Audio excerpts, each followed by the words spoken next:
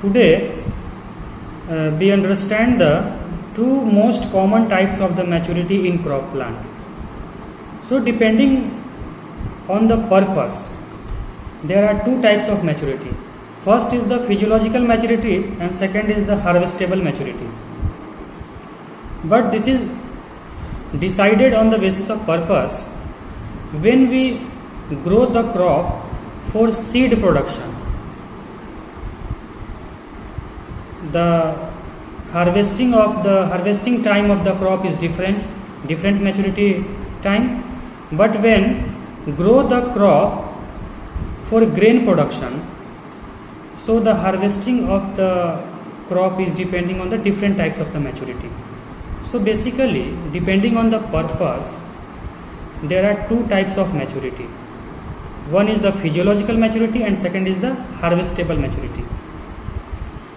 So in case of the physiological maturity, this physiological maturity comes prior to the harvestable maturity. This is the first type of maturity. Maturity is a stage like the vegetative stage, reproductive stage, such like the maturity stage.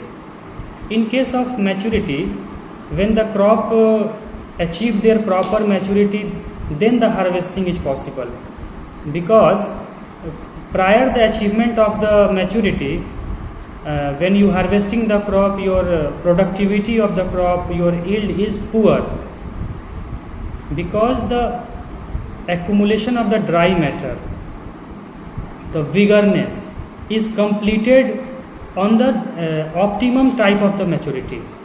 So in case of we grow the crop for the seed production, so the actual time of the harvesting is in which type of maturity? Physiological maturity is the best time, because at a physiological maturity, the moisture content in a seed or a crop plant is maximum level. The vigorness of the plant is maximum level. The dry matter accumulation in a plant or seed is a maximum level. Dry matter means vitamin content, protein, carbohydrate, starch, fat, all these things comes under the dry matter. Dry matter means removal of the water. After the removal of the water, the other materials like protein, carbohydrate, fats is called comes under the dry matter. So at a physiological maturity, the viability, the vigorness, the dry matter accumulation is more as compared to the harvestable maturity, because in case of harvestable maturity comes after the physiological maturity, and the moisture content of the seed in case of the harvestable maturity is low as compared to the physiological maturity. So when we sowing the crop for the seed production, the maximum stage for the harvesting is the physiological maturity. In case of physiological maturity, the abscission layer is formation. Abscission layer means a thin layer, a dry thin layer. So abscission, due to that abscission layer between the rachis and grain, rachis means main branch. So due to this abscission layer, the accumulation of carbohydrate, glucose is not possible. So due to that reason, our crop is mature. So maturity is a condition, maturity is a stage where crop grow maximum. After that, our crop is not grow maximum level. The size of the cell, the shape of the cell, the weight of the cell and the volume of the cell is achieve maximum level at a physiological maturity. And after the physiological maturity, the plant comes under the harvestable maturity. So when we growing the crop for the grain production, so the best stage for the harvesting of the crop is harvestable maturity, and this harvestable maturity comes after the attainment of the physiological maturity. So this is the very big difference between the physiological maturity and harvestable maturity.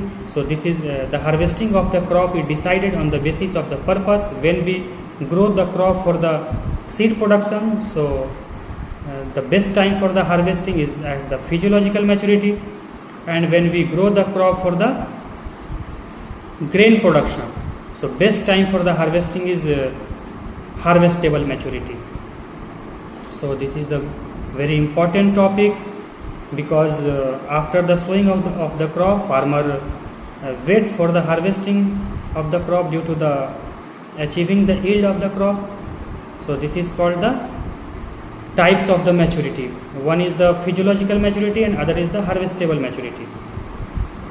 So I give the one best example in case of maize. The physiological indices.